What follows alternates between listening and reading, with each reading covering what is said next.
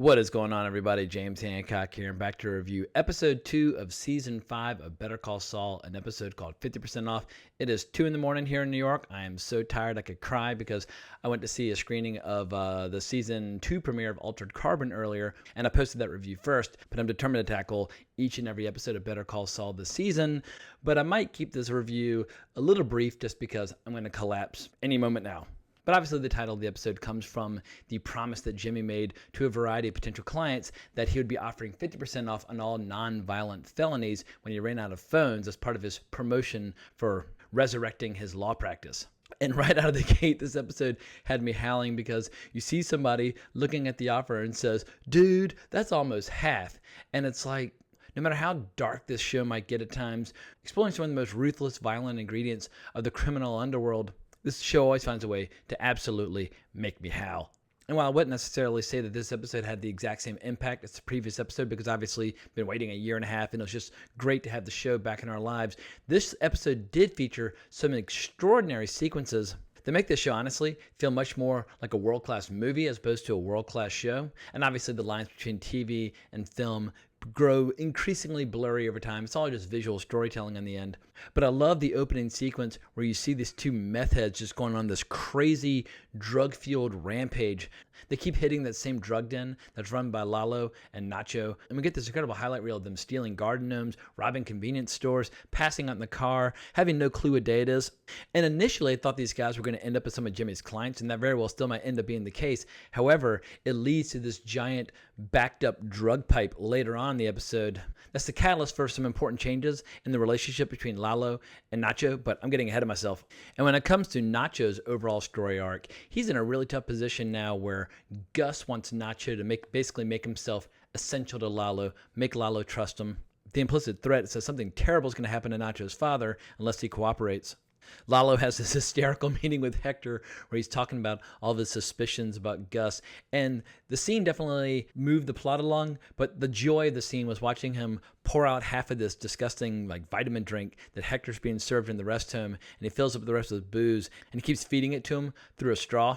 Later on, we see Lalo, Nacho, and Crazy 8 enjoying a poker game, but Crazy 8 has to go to the drug den in order to deal with the problem when the little drainage pipe gets completely filled up with 10 different packets that the junkies are trying to buy.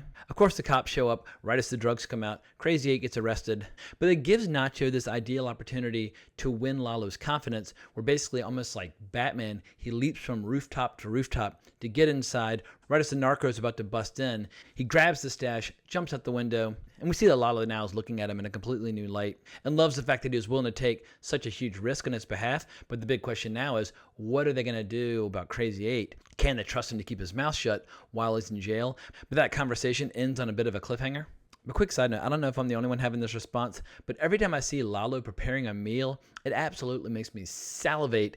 And it's not like they do these long lingering close-ups on the food, but something about those meals just look absolutely delicious. And if you go to AMC YouTube channel, they're doing all these great little character videos where you see things like Gus teaching how to iron a shirt or Kim teaching how to negotiate. But Lalo has this great video where he's teaching how to make a really good taco. And once again, it looks absolutely sensational, but I need to watch this show during working hours so that I can actually order some Mexican food, because right now I've got a powerful lust for that kind of food.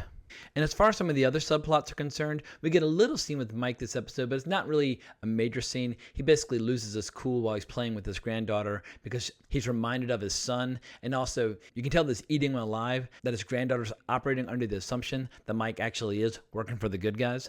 But the main thrust of this episode is all about seeing Jimmy in action as Saul Goodman. He's totally in his element. And these might be the last few scenes that we see where Jimmy and Kim are really getting along and are really still truly fully in love. He takes her to visit a house that he wants to buy together. She's obviously doing really well. He's about to start doing really well. And when she reacts to the fact that he's got 45 clients and she's like, how the hell are you going to handle all that work? He's like, oh, don't worry, I got a system. But something tells me these salad days are drawing to a close. Also, quick side note, this show always finds a great way to sneak in all kinds of incredible movie references, and he invites her for dinner and a movie, but it's dinner at home, and he wants to watch Martin Scorsese's film After Hours on TV. Now, I know when people talk about Scorsese, they love talking about Taxi Driver and Mean Streets and Goodfellas and Raging Bull and all the major essential classics. But if you want to see one of the most deranged, offbeat, strange comedies about New York City ever made, check out After Hours. I've lived in New York 12 years now.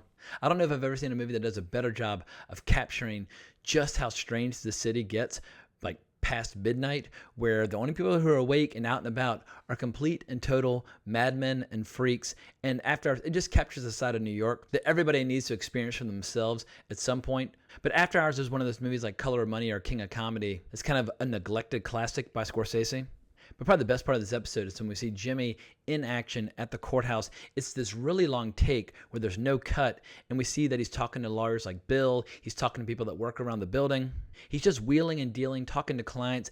But it was incredible to see Bob Odenkirk doing this lengthy scene without a break. It's almost like watching like a long dance scene with like Fred Astaire, or a long martial arts scene with Jackie Chan. But instead, it's just Saul Goodman doing his thing. But it's the kind of camera movement you'd expect to see like in an early Paul Thomas Anderson film. But instead, here we are just enjoying it on a regular AMC show.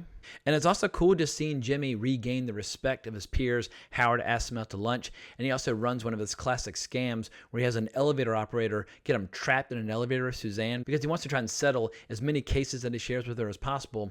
And his goal is to just churn through clients so he can make as much money as possible, but she's not really willing to play ball, so he basically has to capture her so he can get as many settlements with her as possible before their official meeting the following week.